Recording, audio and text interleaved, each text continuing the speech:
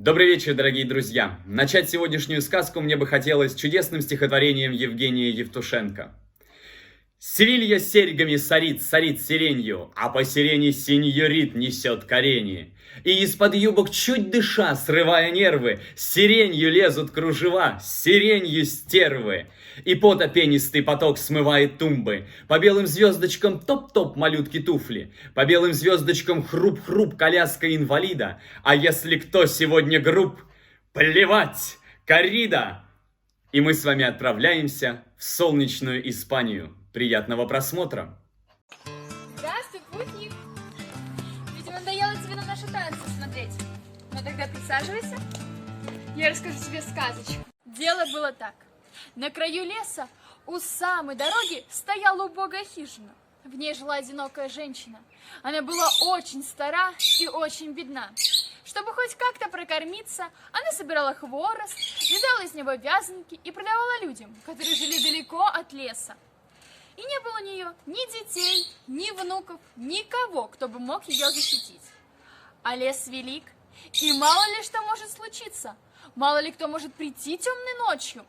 Поэтому старушка с вечера пораньше запирала дверь и окошки крепко-накрепко. Но вдруг как-то ночью разразилась гроза. Старый домишко трещал от раскатов грома. Проливной дождь бил по ветхой кровле, а старушка грелась у очага, слушая шум непогоды. Но тут в дверь постучали.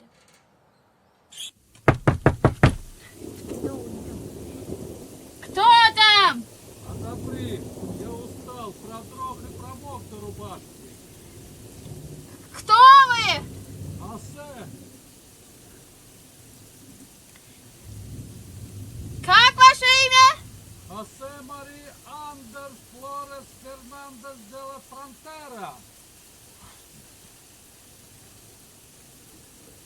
Конечно бы и ты, мой дорогой друг, удивился, услышав столь длинное имя. Но у нас в Испании обычно человеку дают не одно имя, а целых три. Причем второе имя даже у мужчины может быть женским.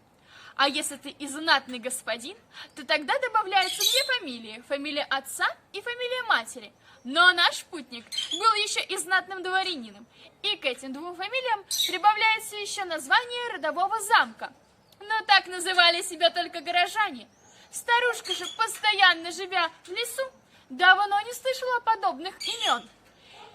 Итак, путник громко закричал.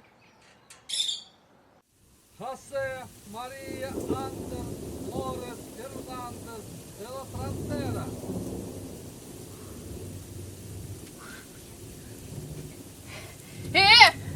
Не! Куда ж вы все в мою хижину-то поместитесь-то? Вон 20 сколько человек, а у меня всего 2 стула.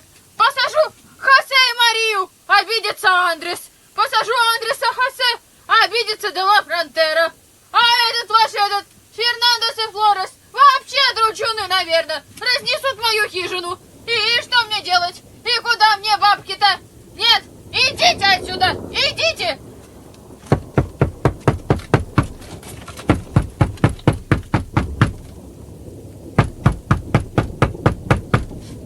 И сколько ни стучался путник, не открыла ему старушка дверь.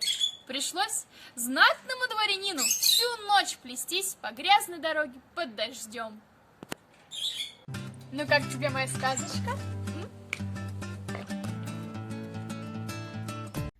Дорогие друзья, как бы далеко вы ни отдалялись от своей родины, культуру и обычаи забывать никогда нельзя. Клянусь своей треуголкой.